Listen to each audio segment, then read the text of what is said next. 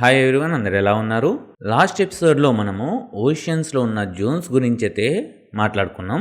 ఈ ఎపిసోడ్లో మనం వచ్చేసి ఓషియన్స్లో ఉన్న కొన్ని ఫిషెస్ గురించి అయితే మాట్లాడుకుందాం. యాక్చువల్గా ఈ టాపిక్ వచ్చేసి ప్రీవియస్ ఎపిసోడ్కి కంటిన్యూషనే. ఇంకా క్లియర్గా చెప్పాలంటే ఇది ప్రీవియస్ ఎపిసోడ్లోనే రావాల్సి ఉండే, కానీ వీడియో లెంత్ వచ్చేసి పెద్దగా అయిపోతుందని చెప్పేసి ఇది డివైడ్ అయితే చేసేసాను. ఈ ఎపిసోడ్లో మనము ఫిషెస్ గురించి అయితే డిస్కస్ చేసుకుందాం. ఇంకా ఏ మాత్రం ఆలస్యం చేయకుండా పదండి మన ఎపిసోడ్ అయితే స్టార్ట్ చేసేద్దాం. This is your host M R Swarna and welcome to my channel. Oceans లో చాలా కైండ్ ఆఫ్ లివింగ్ థింగ్స్ అయితే ఉన్నాయి. అందులో ఒక లివింగ్ థింగ్ వచ్చేసి వ్యాంపైర్ స్క్విడ్. ఈ వ్యాంపైర్ అని వినంగానే మనకు ఒక హర్రర్ టైప్ ఆఫ్ ఇమాజినేషన్ అయితే వచ్చి ఉంటుంది. సో అది నిజంగా అంటే భయంకరంగానే కనిపిస్తుంది. సో ఈ వ్యాంపైర్స్ మాదిరే ఇది చీకటిని ఇష్టపడే జీవి. ఇది రక్తం తాగే స్క్విడ్ అయితే కాదు. ఇది తనను కాపాడుకోవడానికి ఒక రాక్షస జీవిలాగా కనిపించడానికి దాని మీద ఒక లేయర్ అయితే ఉంటుంది. దీని సైంటిఫిక్ నేమ్ వచ్చేసి ఇక్కడ డిస్ప్లే మీద అయితే వేస్తాను. ఈ నేమ్ వచ్చేసి లాటిన్ పదం నుంచి అయితే వచ్చింది. ఇది యాక్చువల్గా చెప్పాలంటే పూర్తిగా స్క్విడ్ అయితే కాదు, కానీ ఇది స్క్విడ్ మరియు ఆక్టోబస్ లక్షణాలు గల ఒక టైప్ ఆఫ్ జీవి అన్నమాట. దీని శరీరం వచ్చేసి జెల్లీ మాదిరి మెత్తగా అయితే ఉంటుంది. దీని కళ్ళు వచ్చేసి పెద్దగా అయితే ఉంటాయి. ఇది వచ్చేసి నీలం లేదా ఎరుపు రంగులో అయితే కనిపిస్తుంది. ఇది చూడ్డానికి భయంకరంగా ఒక వ్యాంపైర్ మాదిరిగా కనిపిస్తుంది. అందుకే దీనికి వ్యాంపైర్ స్క్విడ్ అని పేరు వచ్చింది. ఈ స్క్విడ్ వచ్చేసి 600 నుంచి 900 మీటర్స్ లోతులో అయితే నివసిస్తుంటుంది. ఇది ట్విలైట్ జోన్ మరియు మిడ్ నైట్ జోన్ల మధ్యలో అయితే ఉంటుంది. ఈ జోన్స్ గురించి నేను లాస్ట్ ఎపిసోడ్లో అయితే డిస్కస్ అయితే చేశాము. ఆ ఎపిసోడ్ లింక్స్ వచ్చేసి నేను ఇక్కడ ఐకార్డ్లో అయితే ఇస్తాను. సరే, అయితే మనము మన టాపిక్ని అయితే కంటిన్యూ అయితే చేద్దాం. ఈ twilight zone and mid night zone మధ్యలో మనకు సన్లైట్ అయితే ఉండదు, చాలా చీకటిగా ఉంటుంది. ఇంకా ఈ స్క్విడ్ యొక్క నిర్మాణం గురించి వస్తే దీని కళ్ళు వచ్చేసి చాలా పెద్దగా అయితే ఉంటాయి. భూమి మీద ఉన్న అన్ని ప్రాణుల కన్నా దీని కళ్ళు అయితే చాలా పెద్దగా అయితే ఉంటాయి. దీని కళ్ళు వచ్చేసి చీకట్లో కూడా చాలా క్లియర్గా అయితే చూడగలవు. దీని కళ్ళు మెరుస్తూ కూడా ఉంటాయంట. దీని చర్మం చాలా సాఫ్ట్గా ఉంటుంది, అంతేకాక ఎక్కువ ఒత్తిడిని కూడా తట్టుకుంటుంది. దీని రక్తం వచ్చేసి నీలం కలర్లో అయితే ఉంటుంది. ఎందుకు అలా ఉంటుందంటే దీని రక్తంలో హిమోక్లైనిన్ అనే ప్రత్యేకమైన రసాయనం ఉంటుంది. ఇది ఆక్సిజన్ సముద్రం లోపల కూడా చాలా బాగా అబ్జర్వ్ చేస్తుంది. అందువల్ల దీని రక్తం వచ్చేసి నీలం రంగులో అయితే ఉంటుంది.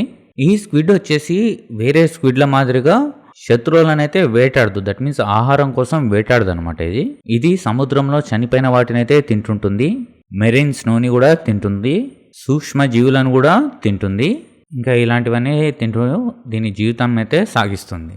దీనికి ఎవరన్నా అపాయం చేస్తున్నారా అనిపిస్తే దాని కాళ్ళని అది చుట్టుకుంటుంది. ఈ పొజిషన్నే పైనాపిల్ పొజిషన్ అని అంటారు. లేదా ఒక ఇంక్ లాంటి దాన్ని చల్లుతుంది, లేదా శత్రువుల మీదకి కాంతివంతమైన మెరుపులను విడుదల చేస్తుంది. కొన్నిసార్లు విల్లు ఆకారంలో కాంతిని విడుదల చేస్తూ శత్రువులని గందరగోళానికి గురి చేస్తుంది. వ్యాంపైర్ ఫిష్ సాధారణంగా 12 అడుగుల వరకు పెరుగుతుంది. ఇతర స్క్విడ్లతో పోలిస్తే దీని జీవితకాలం కొంచెం ఎక్కువ. ఇంకా నెక్స్ట్ వచ్చేసి గాబ్లింగ్ షార్క్. ఇది సాధారణమైన షార్క్ అయితే కాదు.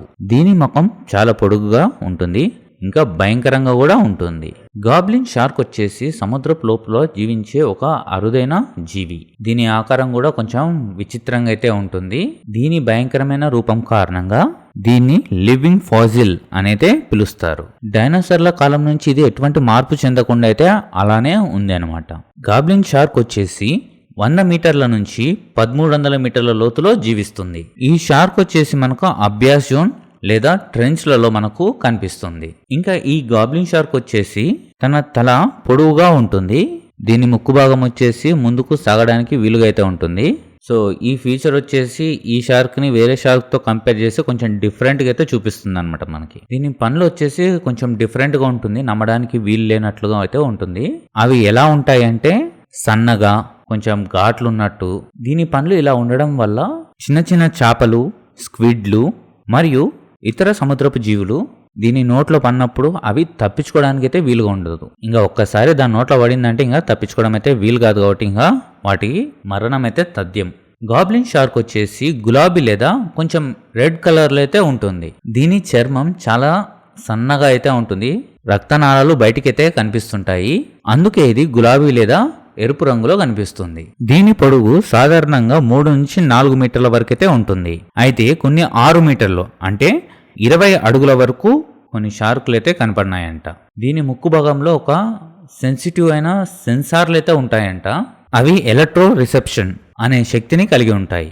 దీని వలన ఇది చిన్న చిన్న చేపలు, స్క్విడ్లని ఎక్కడ ఉన్నాయో ఈజీగా పసిగట్టగలవు. ఇది అన్ని షార్కుల మాదిరిగా స్పీడ్గా వేటాడదు. దీని వేటాడే స్టైల్ వచ్చేసి కొంచెం డిఫరెంట్. దీని దవడలను ముందరికి విసిరి కొంచెం డిఫరెంట్గా ఆహారాన్ని అయితే పట్టుకుంటుంది. దీని వేటాడే విధానంకి ఒక పేరైతే ఉంది, స్నాప్ అండ్ గ్రాబ్ అటాక్ అని అయితే పిలుస్తారు. అంటే సడన్ గా వేటనైతే పట్టుకునే విధంగా అయితే ఇది వేటాడుతుంది. ఇంకా నెక్స్ట్ వచ్చేసి డుంబో ఆక్టోబియస్. దీని చెవులు డుంబో ఏనుగు లాంటి ఆకారంలో అయితే ఉంటుంది. అంటే మూవీలో చూపించారు కదా, అలా అన్నమాట. ఇది చాలా అందంగా అయితే కనిపిస్తుంది. డుంబో ఆక్టోబియస్ అనేది సముద్రపు లోతుల్లో జీవించే ఒక అరుదైన అందమైన ఆక్టోబియస్. దీని అందమైన చెవులు లాంటి ఫిన్నులు గల ఆకారం కారణంగా డిస్నీలో డుంబో అనే ఏనుగు అయితే ఉంటుంది. సో అందుకే దీనికి ఆ పేరైతే పెట్టారు. డుంబో ఆక్టోబియస్ వచ్చేసి 3000 నుంచి 7000 మీటర్ల లోతులో అయితే జీవిస్తుంది. ఇది మనకు కనిపించే జోన్ వచ్చేసి అభ్యాస్ జోన్ లేదా ట్రెంచెస్ లేదా హెడల్ జోన్ అని అయితే పిలుస్తారు. ఈ ప్లేసెస్లో అయితే వీటిని మనము కనుగొనవచ్చు. అంటే సింపుల్గా చెప్పాలంటే సన్ లైట్ అస్సలు చేరని ప్రాంతాల్లో అయితే ఇవి నివసిస్తుంటాయి. మనం ఫస్ట్ నుంచి మాట్లాడుకుంటున్నాం కదా చెవుల్లాంటి ఫిన్నులని. దీని శరీరంలో చెవుల్లాంటి 2 ఫిన్నులు అయితే ఉంటాయి. ఈ ఆక్టోబియస్ ఈదేటప్పుడు అది చాలా చూడ్డానికి చాలా అందంగా అయితే కనిపిస్తాయి. ఇది సాధారణ ఆక్టోబియస్ కన్నా చాలా చిన్నగా అయితే ఉంటుంది.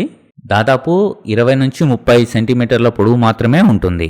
దీని శరీరం మృదువుగా జెల్లీ లాంటి ఆకృతితో ఉంటుంది. డుంబో ఆక్టోబస్ వేరే ఆక్టోబస్ల మాదిరి తన ఆహారాన్ని అయితే వేటాడదు. నీటిలో ఉన్న ఒక కైండ్ ఆఫ్ బ్యాక్టీరియాని అయితే తింటుంది, లేదా తన దగ్గరకు వచ్చిన చిన్న చిన్న చేపలని అయితే ఇది మింగేస్తుంది. కొన్ని డుంబో ఆక్టోబస్లు వాటి యొక్క శరీరం రంగునైతే మార్చగలవు. ఇవి గుడ్లు పెట్టకుండా డైరెక్ట్గా తన పిల్లలకి జన్మనిస్తాయి. ఇవి పుట్టినప్పటి నుంచే వాటి ఓన్గా అవి బతుకుతాయి. నెక్స్ట్ వచ్చేసి ఫిల్డ్ షార్క్. ఇది డైనోసార్ల కాలం నుంచి అయితే బతికే ఉంది. దట్ మీన్స్ దీని జాతి అనమాట, ఇది బతికలేదు. దీని జాతి అయితే డైనోసార్ల నుంచి ఎటువంటి మార్పు చెందకుండా అయితే వస్తూనే ఉంది. ఇది సముద్ర గర్భంలోనే అతి భయంకరమైన డైనోసార్ షార్క్ అని కూడా పిలుస్తారు. మనం సాధారణంగా చూసే షార్కుల కన్నా ఇవి కొంచెం డిఫరెంట్. ఇది ఒక కొండ చిలువ మాదిరి అయితే ఉంటుంది, అంటే ఇంకా పాము మాదిరి అయితే ఉంటుంది. దీని నోట్లో 300కు పైగా పండ్లైతే ఉంటాయి. అవి కూడా చాలా షార్ప్గా అయితే ఉంటాయి. దీని నోట్లో కానీ చిన్న చిన్న చేపలు పడితే అసలు తప్పించుకోలేవు. ఈ షార్క్ వచ్చేసి 500 నుంచి 1500 మీటర్ల లోతులో అయితే ఉంటుంది. అంటే ఇది కూడా చీకటిని ఇష్టపడే జీవే. ఇది మనకు twilight zone and midnight జోన్ల మధ్యలో ఎక్కడో ఒక చోట అయితే మనకు కనిపిస్తుంటాయి. అందుకే ఇది చాలా అరుదైన షార్క్. ఇది తిరిగేది వచ్చేసి దట్ మీన్స్ ఇది ఆ సముద్రంలో తిరిగే విధానం వచ్చేసి అన్ని షార్కుల మాదిరి అయితే తిరగదు. ఇది ఒక కొండ సిల్వ తిరుగుతుంటది కదా, దట్ మీన్స్ ఒక స్నేక్ మాదిరిగా అయితే తిరుగుతుంటది. ఇది దాదాపు 2 మీటర్ల పొడవు వరకు అయితే ఉంటుంది. ఇది నీటిలో ఈల్ లాగా స్విమ్ చేస్తుంది. దీనికి 6 గ్రిల్లులాగా దాని యొక్క ఫిన్నులు అయితే ఉంటాయి. అందుకే దీనికి ఆ పేరైతే వచ్చింది. ఈ ఫిన్ షార్క్ వచ్చేసి ఎగ్స్ అయితే పెట్టదు, డైరెక్ట్ గా తన పిల్లలకైతే జన్మనైతే ఇస్తుంది. ఒక్కసారి తన పిల్లలకు జన్మనిచ్చిన తర్వాత ఆ పిల్లలు స్వతంత్రంగా అయితే బతుకుతాయి. ఇంకా మనకు సముద్రం గురించి స్క్రిప్ట్ అయితే ఇంకా చాలా అయితే ఉంది. సో ఇంకా నెక్స్ట్ ఎపిసోడ్లో అయితే కంటిన్యూ అయితే చేస్తాను. ప్రీవియస్ ఎపిసోడ్లో మనము జోన్స్ గురించి అయితే తెలుసుకున్నాము. ఈ ఎపిసోడ్లో కొన్ని రేర్ ఫిషెస్ గురించి అయితే డిస్కస్ అయితే చేశాము. నెక్స్ట్ ఎపిసోడ్లో మనము సముద్రంలో కొన్ని మిస్టరీస్ గురించి అయితే చూద్దాం. ఓకే, మరి నేను మళ్ళీ ఆ ఎపిసోడ్లో మిమ్మల్ని అయితే కలుస్తాను. మీకు ఈ వీడియో నచ్చినట్టయితే లైక్ చేయండి, మీ ఫ్రెండ్స్కి షేర్ చేసి నాకు సపోర్ట్ చేయగలరు. ఎవరైనా సబ్స్క్రైబ్ చేసుకోకుండా చూస్తున్నట్లయితే తప్పకుండా సబ్స్క్రైబ్ చేసుకొని నాకు సపోర్ట్ చేయగలరు. ఇంకొక కొత్త వీడియోతోటి మళ్ళీ మీ అందరికైతే వస్తాను. అంతవరకు సెలవు. This is your host Emerson signing off. జై హింద్.